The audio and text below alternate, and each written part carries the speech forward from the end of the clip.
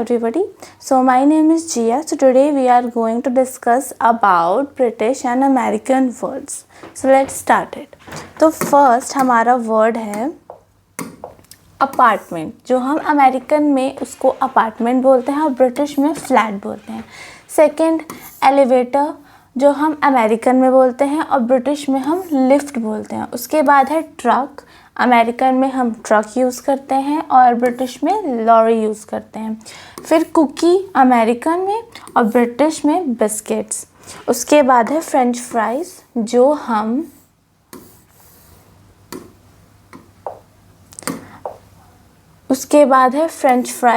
हम अमेरिकन में यूज़ करते हैं. चिप्स हम यूज़ करते हैं ब्रिटिश में. उसके बाद सिक्स्थ है चिप्स. तो इन दोनों मतलब जो वर्ड है वो सेम है, पर ब्रिटिश में फ्रेंच फ्राइज़ को भी चिप्स बोलते हैं और अमेरिकन में चिप्स को, जो पोटैटो वाले चिप्स होते हैं, उनको हम चिप्स बोलते हैं और ब्रिटिश में क्रिस्प्स बोलते हैं. उसके बाद है सॉकर. तो अमेरिकन में सॉकर बोलते हैं और ब्रिटिश में फुटबॉल. उसके बाद है अमेरिकन में वेकेशन बोलते हैं, ब्रिटिश में हॉलीडे बोलते हैं. फिर ट्रैश अमेरिकन, रबिश ब्रिटिश. उसके बाद है गार्बेज कैन एंड डस्टबिन.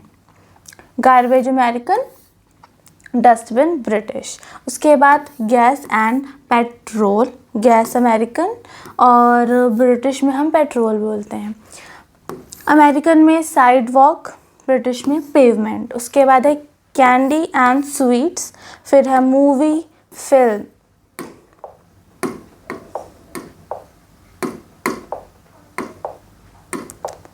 फिर है हमारा मूवी. तो अमेरिकन में हो जाएगा मूवी और ब्रिटिश में फिल्म. उसके बाद थिएटर अमेरिकन और थिएटर, दोनों का जो प्रोनाउंस है वो एक ही है पर स्पेलिंग अलग अलग है. उसके बाद है store, shop British, store American. उसके बाद है मेल एंड पोस्ट. फिर है Mailman and postman. Mailman American, postman British. फिर लाइन एंड क्यू. तो लाइन हम अमेरिकन में यूज़ करते हैं और क्यू में हम ब्रिटिश में क्यू यूज़ करते हैं. उसके बाद है पैंट्स और ट्राउज़र ब्रिटिश में जो हम ट्राउज़र बोलते हैं और अमेरिकन में पैंट्स. उसके बाद है अंडरवेयर, जो कि हम ब्रिटिश में पैंट्स बोलते हैं और अमेरिकन में अंडरवेयर. उसके बाद है फिर हमारा स्नीकर्स, यानी कि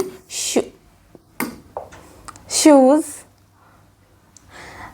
अमेरिकन में स्नीकर्स बोलते हैं, ब्रिटिश में ट्रेनर्स बोलते हैं.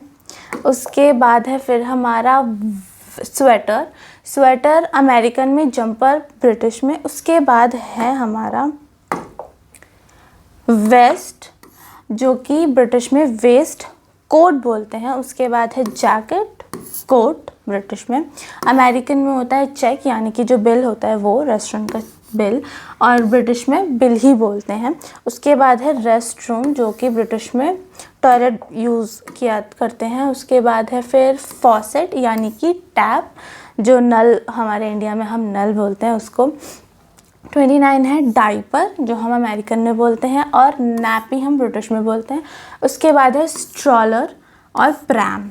तो प्रैम जो वो छोटे बच्चों को बैठा के जाते हैं, उसको हम अमेरिकन में स्ट्रॉलर बोलते हैं, ब्रिटिश में प्रैम बोलते हैं. उसके बाद है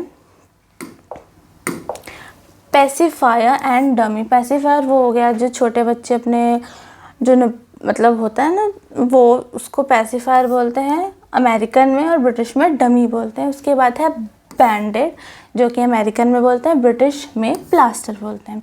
उसके बाद फ्लैश लाइट, जो कि हम अमेरिकन में यूज़ करते हैं, और टॉर्च ब्रिटिश में. फिर क्लोजेट, वार्डरोब. जो वार्डरोब हो जाता है वो हमारा अमेरिकन हो जाता है और क्लोजेट अमेरिकन हो जाता है, वार्डरोब ब्रिटिश हो जाता है. उसके बाद है सबवे अंडरग्राउंड. तो अमेरिकन में हो जाता है वो सबवे और ब्रिटिश में अंडरग्राउंड.